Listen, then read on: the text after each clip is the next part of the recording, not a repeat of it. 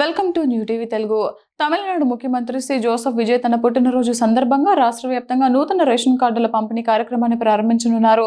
ప్రజా పంపిణీ వ్యవస్థను మరింత బలోపేతం చేసి అర్హులైన లబ్ధిదారులందరికీ ప్రయోజనం చేకూర్చాలనే లక్ష్యంతో జూన్ 22న ఆయన ఈ కార్యక్రమానికి శ్రీకారం చుట్టనున్నారు. పౌర సరఫరాల శాఖ వెల్లడించిన వివరాల ప్రకారం మొదటి విడత పంపిణీ కోసం సుమారు 46,000 నూతన రేషన్ కార్డులను ఇప్పటికే సిద్ధం చేశారు.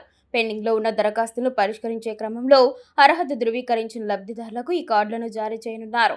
ఈ ఏడాది జనవరి నుంచి రాష్ట్ర వ్యాప్తంగా కొత్త రేషన్ కార్డుల కోసం దాదాపు 2.25 లక్షల దరఖాస్తులు అందినట్లు అధికారులు తెలిపారు. ప్రస్తుతం దరఖాస్తుల పరిశీలన ప్రక్రియ కొనసాగుతుందని, తదుపరి దశల్లో మిగిలిన కార్డులను పంపిణీ చేస్తామని ఒక సీనియర్ అధికారి వెల్లడించారు. ఈ కార్యక్రమాన్ని ముఖ్యమంత్రి విజయ్ తన అసెంబ్లీ నియోజకవర్గమైన పెరంబూర్లో లాంఛనంగా ప్రారంభించే అవకాశం ఉంది. అక్కడ ఎంపిక చేసిన కొంతమంది లబ్ధిదారులకు ఆయన స్వయంగా కార్డులను అందజేయనున్నారు. ఈ సందర్భంగా విజయ్ నేతృత్వంలోని అధికార పార్టీ తమిళగ వెట్రి కళగం రాష్ట్ర వ్యాప్తంగా పలు సేవా కార్యక్రమాలను కూడా నిర్వహిస్తోంది.